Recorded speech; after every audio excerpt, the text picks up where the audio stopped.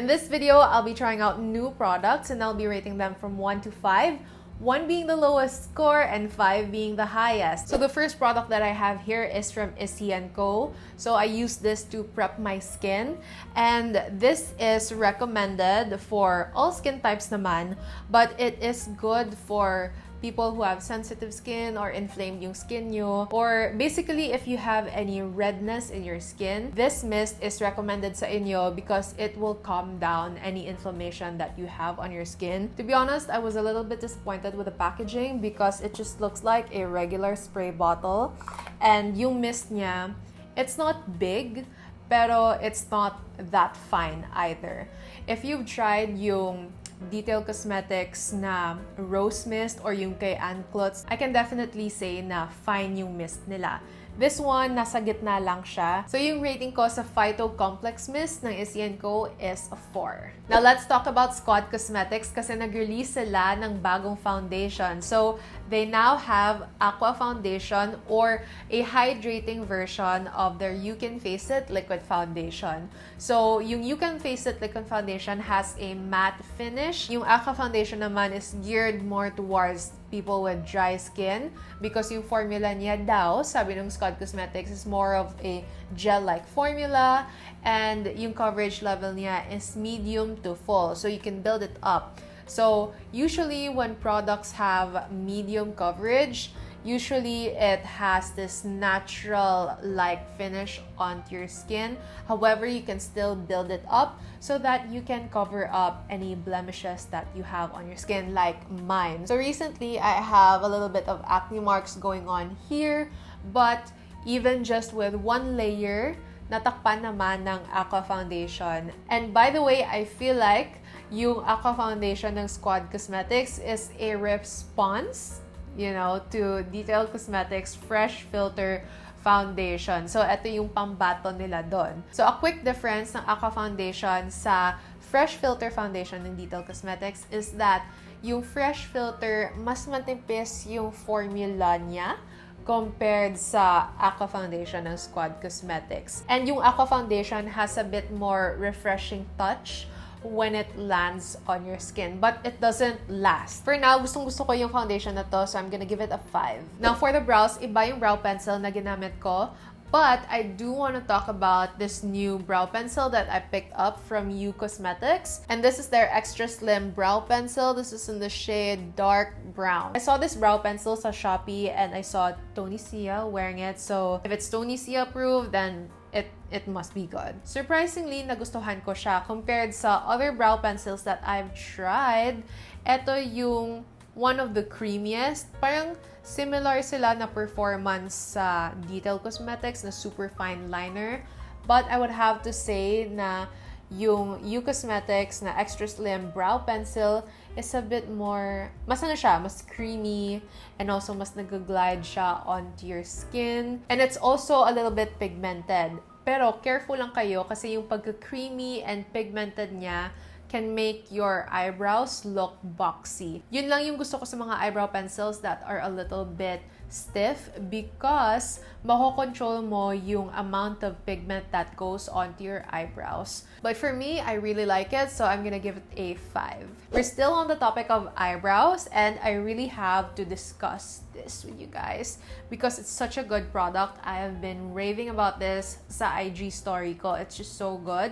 Ito yung Vice Cosmetics na Gandol Flexi Brow Shaper. Yung shade niya is just in clear, and actually guys, yung mga clear brow gels, I've been disregarding them for so long, and I actually didn't touch this, okay, for a hot minute because, you know, clear brow gels have just been a disappointment for me in my experience. So I never really tried them, never really had any expectations on their performance. But surprisingly, when I picked this up, it changed the game. It can draw out the brow texture that no other clear brow gels from the local brands can do. But the way to use this is you have to coat your brows generously with this brow gel, and then you press it flat onto your skin. So obviously, I'm gonna give it a 5. Now, still on the brand Vice Cosmetics, binalik nila yung aura contour nila. So we have 2 shades from them, one light and one deep. So yung light one is in the shade Pore Sure and the deeper one is in the shade Confirm. So I used both shades on my face. So yung shade na Confirm or yung deeper contour is the one that I used to sculpt my face, and girl, did it do its job. Now for the shade Pore Sure, ginamit ko naman siya on my nose line because I feel like if I use the shade Confirm on my nose line, it would be a little bit too harsh. For the light contour, I wish it would have been a bit more cooler or at least neutral yung tone niya because yung mga warm toned contours doesn't really work out on light skin. It does work well on mga morenas and deeper morenas.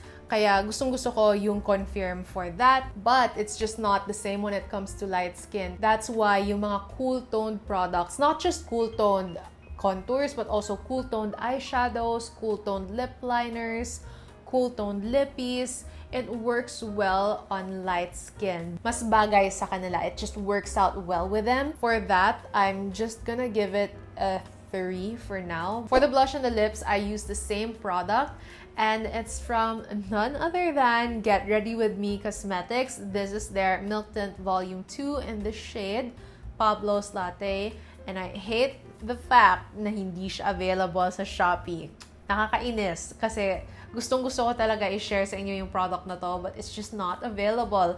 It's such a good shade. It works out on me so well, and I would recommend this sa mga kasing kulay ko or lighter than me. I did a swatch party and review of it already, so if you want to see that, just click the iCard above. But just to give my rating, I, of course, give this a 5. Na-discover ko to kay Miss Nate, and apparently this is Mika Marcaida's brand. Mika Marcaida is a Filipino celebrity makeup artist, and she does the makeup of Alex Gonzaga, Yassi Pressman, and more. Nag-hoard talaga ako ng bongga because I want to try the different styles that they offer. But yung napusuan ko talaga is yung style na L1, and it's actually what I'm wearing right now. So let's talk about the lash band because yun yung concern ko when it comes to lash extensions. Nagsustruggle talaga ako when it comes to lash bands na nylon. And yung mga nylon transparent kind na lash bands, it's just so hard for me to apply on myself.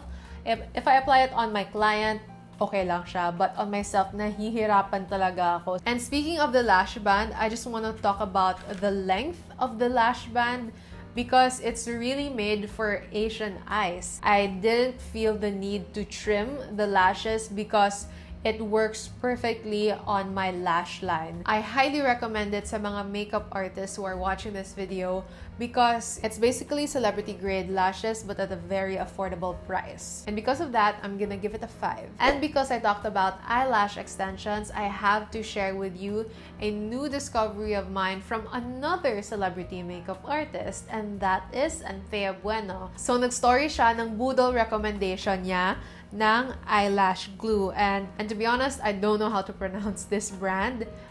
It's Kalas or Kayas, I really don't know, but ito yung eyelash adhesive nila, and it is latex-free, and apparently it has no 11 harmful ingredients for the skin, and I don't know what it is, but yun yung sabi nila. And Anthea Bueno really swears by this eyelash glue or else she wouldn't recommend it, and I tried it out. It is good compared sa Marie Beauty na eyelash glue that I normally use. Mas mabilis siya maging tacky on the lash band, so you can apply it agad on your lash line. And it makes the working time faster, and also napaka-sturdy din niya on the lashes, which I really, really like. So for that, I'm gonna give it a 5. For the next one, hindi siya bagong product, but binili ko siya because I've been wanting to try this out.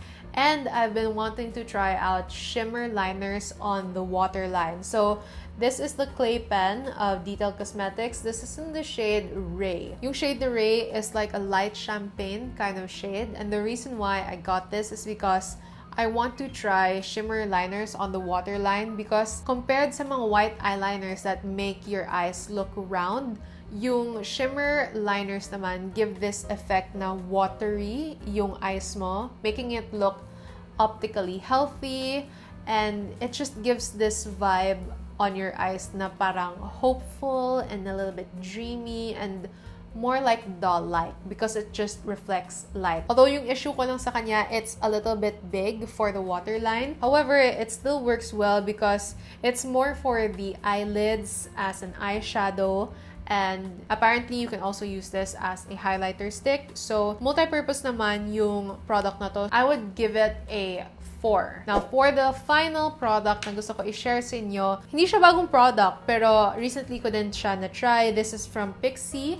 Ito yung kanilang Lip Max in the shade Sheer Rose. Gustong-gusto ko yung gloss na to because you can build it up kasi yung consistency niya is a little bit thick.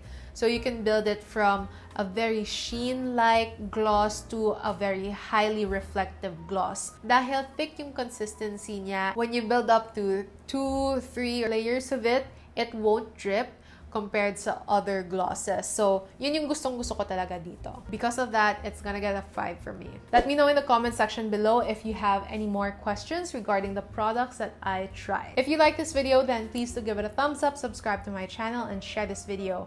If you have any more comments or video suggestions, then please do enter them in the comment section below. Just remember, no hate, just love.